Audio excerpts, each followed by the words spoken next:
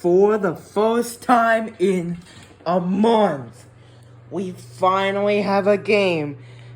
And these 20,000 fans are packing up this entire stadium to wrap up for Game 4. Here we go in about... 3, 2, 1, let the games begin. And here we go. 4. My mother teaches me bullfighting. We tore through the night along dark country roads. Wind slammed against the Camaro. Rain lashed the windshield. I didn't know how my mom could see anything, but she kept her foot on the gas. Every time there was a flash of lightning, I looked at Grover's. That doesn't matter right now. It doesn't matter? From the waist down, my best friend is a donkey. Grover let out a sharp, throaty, "Blah." "Goat," he cried. "What?" "I'm a goat from the waist down." "Blah.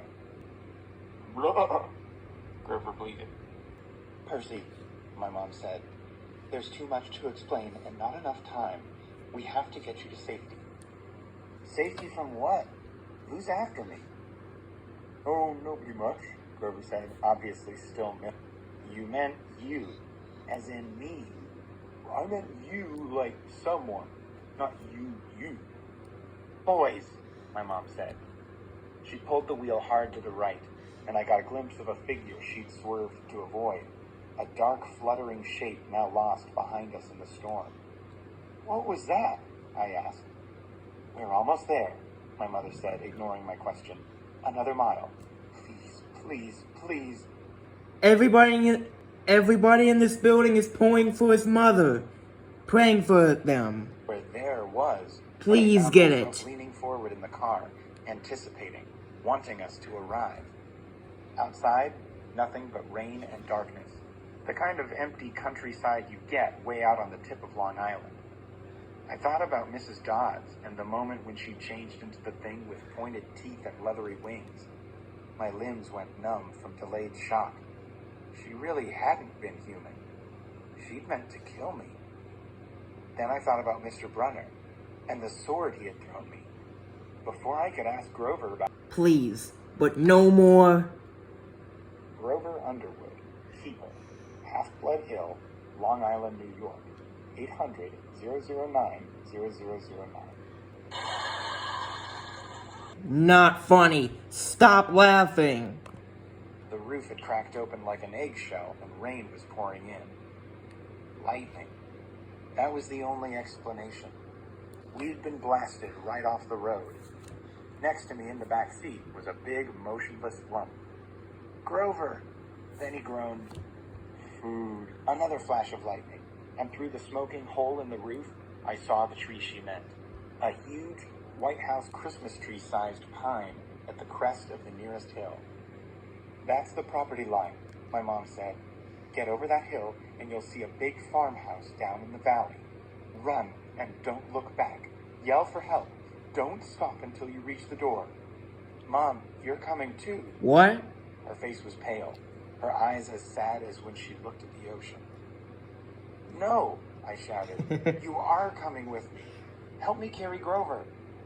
"Food," Grover moaned. "Told you." "Mom, I am not leaving you. Help me with Grover." I didn't. "Don't say his name," she warned. "Names have power." The pine tree was still way too far, 100 yards uphill at least. I glanced behind me again. The bull man hunched over our car, looking in the windows. Or not looking exactly. More like snuffling, nuzzling. I wasn't sure why he bothered since we were only about 50 feet away. "Food?" Grover moaned. "Keeping me near you, but..." Another bellow of rage, and the bull man started tromping uphill. He'd smelled us. The pine tree was only a few more yards, but the hill was getting steeper and slicker, and Grover was... "Run, Percy," she told me. "I can't go any farther. Run." But I just stood there, frozen in fear as the monster charged her. She tried to sidestep as she told me to do, but the monster had learned his lesson. His hand shot out and grabbed her by the neck as she tried to get away. He lifted her as she struggled, kicking and pummeling the air. Mom! She caught my eyes, managed to choke out one last word. Go!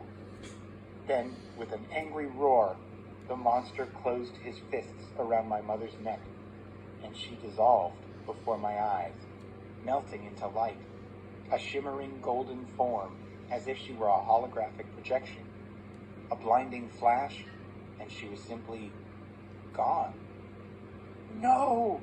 Newfound strength burned in my limbs. The same rush of energy I'd gotten when Mrs. Dodds grew talons. Anger replaced my fear. The bull man bore down on Grover. Roar! The monster turned toward me, shaking his meaty fists. I had an idea. A stupid idea. I put my back to the big pine tree and whipped. That is so funny. Anyways. Oops. I had an idea. A stupid idea, but better than no idea at all. I put my back to the big pine tree and waved my red jacket in front of the bull man, thinking I'd jump out of the way at the last moment. But it didn't happen like that. The bull man charged too fast, his arms out to grab me whichever way I tried to dodge. Time slowed down. My legs tensed. I couldn't jump sideways, so I leaped straight up, kicking off from the creature's head, using it as a springboard, turning in midair and landing on his neck. How did I do that? I didn't have time to figure it out. A millisecond later, the monster's head slammed into the tree, and the impact nearly knocked my teeth out. The bull man staggered around, trying to shake me. I locked my arms around his horns to keep from being thrown. Thunder and lightning were still going strong. The rain was in my eyes. The smell of rotten meat burned my nostrils. The monster shook himself around and bucked like a rodeo bull. He should have just backed up into the tree and smashed me flat, but I was starting to realize that this thing had only one gear, forward. Meanwhile, Grover started groaning in the grass.